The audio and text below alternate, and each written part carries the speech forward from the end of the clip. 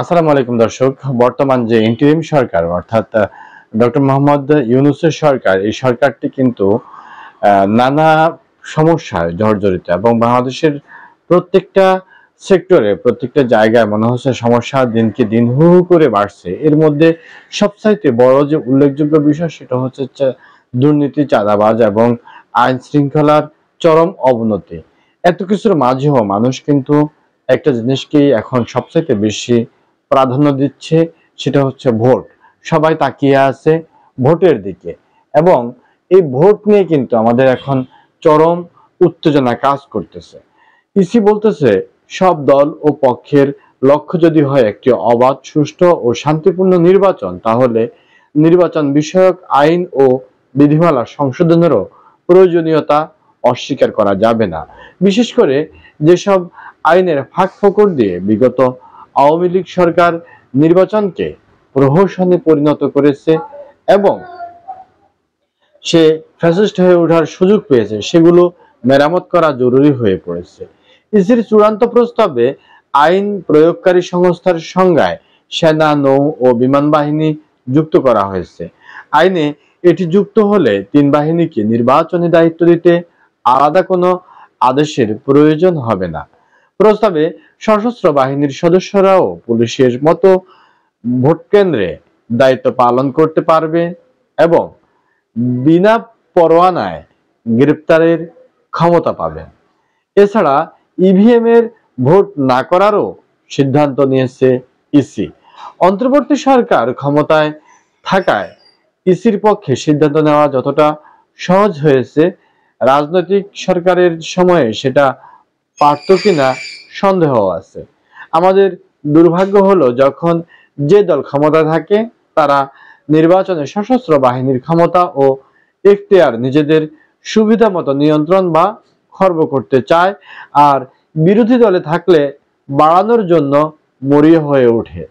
দ্বিতীয়, ইভিএম ব্যবহার নিয়ে রাজনৈতিক অঙ্গনে বিতর্ক ছিল বহু বছর ধরে। এ নিয়ে আন্দোলন, সংগ্রাম এগুলো কিন্তু কম হয়নি। সেক্ষেত্রে ইসির নেওয়া দুটি সিদ্ধান্তই ইতিবাচক বলে মনে করি। রাজনৈতিক দলগুলো স্বাগত জানিয়েছে এই সিদ্ধান্তগুলোকে। তবে ইসির বৈঠকে নেওয়া কিছু সিদ্ধান্ত বিতর্ক তৈরি করতে পারে, যেমন ভোট জোটগত নির্বাচনে দলীয় প্রতীক ব্যবহারের বাধ্যবাধকতা, আসন সমঝোতা ও জোটগত নির্বাচনকে এক করে দেখা ঠিক হবে কিনা তা আরো বিচার বিবেচনার প্রয়োজন আছে বলে মনে হয়। অন্যদিকে ইসি একক প্রার্থীর ক্ষেত্রে না ভোটের যে প্রস্তাব করেছে তা নিয়েও বিতর্ক উঠেছে। নবম জাতীয় সংসদে না ভোটের ব্যবস্থা ছিল সব আসনের ক্ষেত্রে, পরে আওয়ামী লীগ ক্ষমতায় এসে এটি বাতিল করে দেয়। নির্বাচন কমিশন যে নির্বাচন উৎসবমুখর পরিবেশে হবে বলে আশা করছে, সেই নির্বাচনে একক প্রার্থী থাকার সম্ভাবনা ক্ষীণ। যদি ইসি না ভোটের প্রয়োজনীয়তা বোধ করে, সেটি সব আসনের জন্যই হওয়া উচিত। ইসির প্রস্তাবে প্রার্থীদের নির্বাচনী ব্যয় নিরীক্ষার বিষয় সুনির্দিষ্ট করা ব্যত্যয় হয়েছে মনে করলে ইসি সেগুলোই নিরীক্ষা করবে। দলের অনুদান ব্যাংকের মাধ্যমে নেওয়া এবং দাতার আয়কর বিবরণীতে সেটা দেখানোর বিধান করার কথা বলা হয়েছে। এর পক্ষে বিপক্ষে মত এসেছে। রাজনৈতিক দলের অনুদান বিষয়ে সর্বক্ষেত্রে ব্যাংকের মাধ্যমে গ্রহণ করার প্রস্তাবটি ভালো। রাজনৈতিক দলগুলো যেখানে সর্বক্ষেত্রে সরকার ও প্রতিষ্ঠানের স্বচ্ছতা ও জবাবদিহি চায়, সেখানে এ বিষয়ে আপত্তি করার কোনো যুক্তি নেই।